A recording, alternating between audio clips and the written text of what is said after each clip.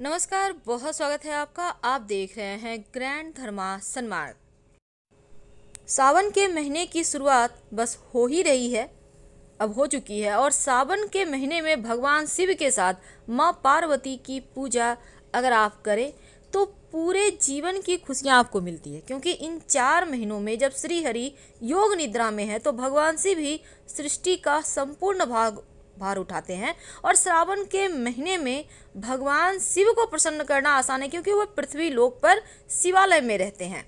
तो शिव जी को प्रसन्न करने के लिए श्रावण के माह में आप कैसे उनको जल में क्या ऐसा चीज़ डालें कि वो आपके भक्ति से शीघ्र प्रसन्न हो जाए और मनचाहा वरदान दें। क्या नहीं अर्पित करना चाहिए, आइए हम आपको विस्तार से बतलाते हैं। भगवान शिव की शिवलिंग के रूप में पूजा करने की विधान है। और शिव जी तो भोले भाले हैं, बहुत जल्दी प्रसन्न भी होते हैं। 1 लोटा जल से आप मनचाहा वर उनसे प्राप्त कर सकते हैं और ये असर भी दिखाता है। सावन के सोमवार में कुछ नहीं भी है आपके पास तो 1 लोटा जल अर्पित कर दें, आपको कई गुना अधिक फल मिलते हैं।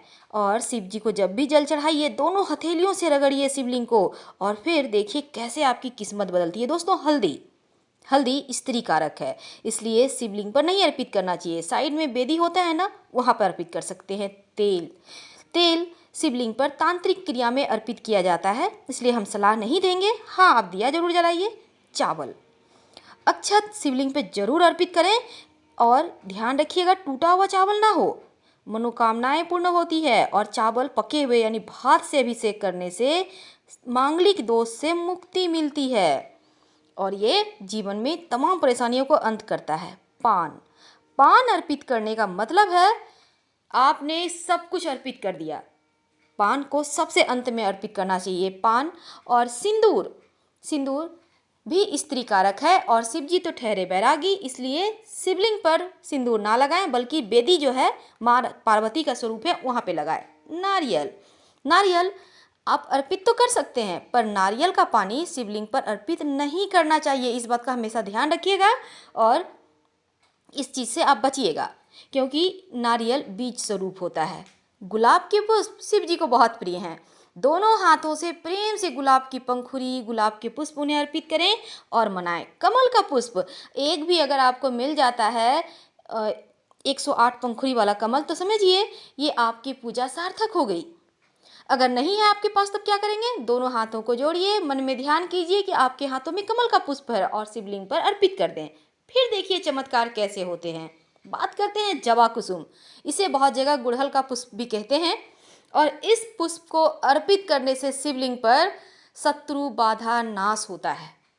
कनेर का पुष्प जो पीले रंग का होता है, शिवलिंग पर अर्पित करने से जीवन की तमाम परेशानियों से आप मुक्त हो जाते हैं, सुरक्षित बने रहते हैं। शंख शंख शिव जी की पूजा में नहीं बजाई जाती, बल्कि डमरू बजाइए, ये बहुत अच्छा रहेगा। और शिवलिंग की हमेशा आधी ही परिक्रमा कीजिएगा, इस बात का ध्यान रखिएगा।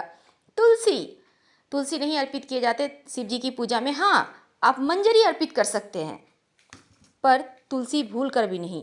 ये जो हरसिंगार है ना, ये वास्तु दोष को दूर करता है और जीवन की परेशानियां भी दूर करता है। हर श्रृंगार अगर मिल जाता है तो दोनों हाथों से नहलाइए शिव जी को, फिर देखिए कैसे कृपा बरसती है आपके ऊपर।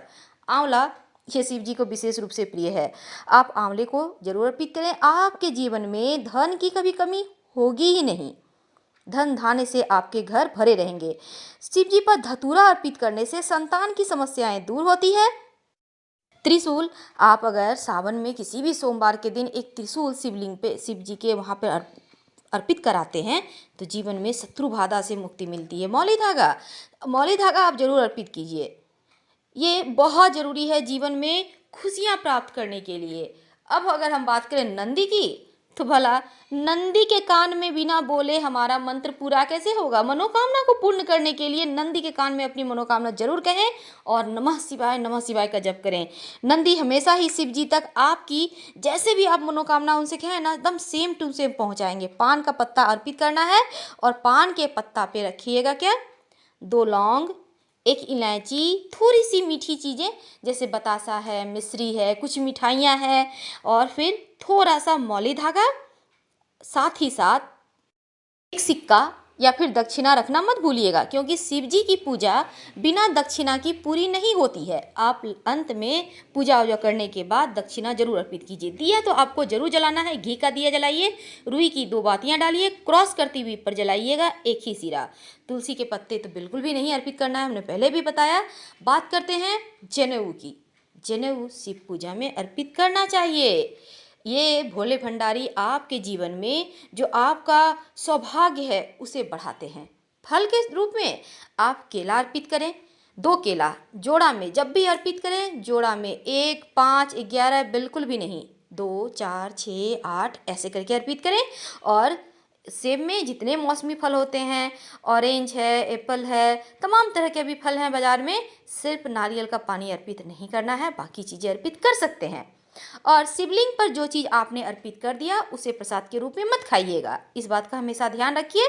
हाँ, अलग से आपके थाली में कुछ है रखा हुआ, आप उसे ही प्रसाद के रूप में खाएं, क्योंकि आप देखते होंगे जितना भी बड़ा बड़ा शक्तिपीठ है, लोग क्या करते हैं, बाहर से प्रसाद खरीद कर लाते हैं। बेलपत्र जरूर अर्पित कीजिएगा। तमाम मनोकामनाओं को पूर्ण करने वाले सिर्फ एक ही बेलपत्र से खुश हो जाते हैं। अगर आपके पास बेलपत्र नहीं है तो किसी और का अर्पित किया हुआ बेलपत्र उठाइए, उसे धोइए अच्छे से, फिर से चंदन लगाइए और उल्टा करके अर्पित करें। तो इस तरह से आप शिव जी को मना सकते हैं, उनको प्रसन्न कर सकते हैं। लेकिन सावन के महीने में कुछ ऐसी चीज़ है जो भूल कर भी नहीं खाना चाहिए। शिव जी ठहरे भोले भंडारी, बस 1 लोटा जल से ही प्रसन्न हो जाते हैं। 1 लोटा जल, उसमें 1-2 बेलपत्र ले लें, थोड़े से पुष्प ले लें, शिव जी उसी से प्रसन्न होते हैं। और जब भी आप सावन में शिव जी का अभिषेक करते हैं, कभी भी हल्दी उन्हें अर्पित मत कीजिएगा। अगर आपको अगर अर्पित करना है तो बेदी पर कीजिएगा, शिवलिंग पर मत कीजिएगा। हम बात कर रहे हैं क्या नहीं खाना चाहिए सावन में, ताकि शिव की कृपा आसानी से मिले। तो बैगन, शास्त्रों में इस महीने में बैगन खाना वर्जित बताया गया है, क्योंकि बैगन अशुद्ध होता है। इसीलिए तो द्वादशी, चतुर्दशी, कार्तिक मास, सावन के महीने में एकादशी तिथि को हिंदू धर्म ही नहीं बल्कि जैन धर्म में भी लोग बैगन नहीं खाते हैं। दूध, चूँकि गाय इस समय हरी खरपतवार खाती है, नए नए घास उगते हैं, तो इस समय दूध का भी सेवन कम कर देना चाहिए। तीसरी है साग। साग का सेवन सावन के महीने में नहीं करना चाहिए, इसके पीछे वैज्ञानिक मत भी है।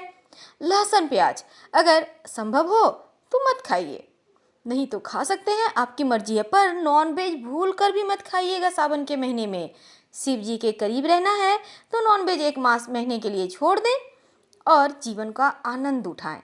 दोस्तों, सावन के महीने में शिव कृपा पाने के लिए खासकर इन बातों का ध्यान रखें कि आप अपने से बड़ों का सम्मान करें, छोटों से प्यार करें, गरीब लोगों का हेल्प करें और कभी भी गुरुजनों का अपमान ना करें।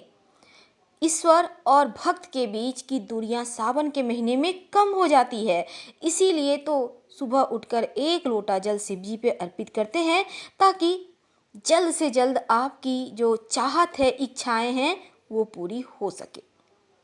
हमेशा ही अपने घर में साफ सफाई रखिए। घर में पुरानी पड़ी हुई जो भी वस्तु है, कचरा है, कबाड़ है, उसे हटा दें। ऐसा करने से घर में सकारात्मकता बनी रहेगी। और सावन के महीने में संभव हो तो स्त्री पुरुष प्रसंग से बचना चाहिए।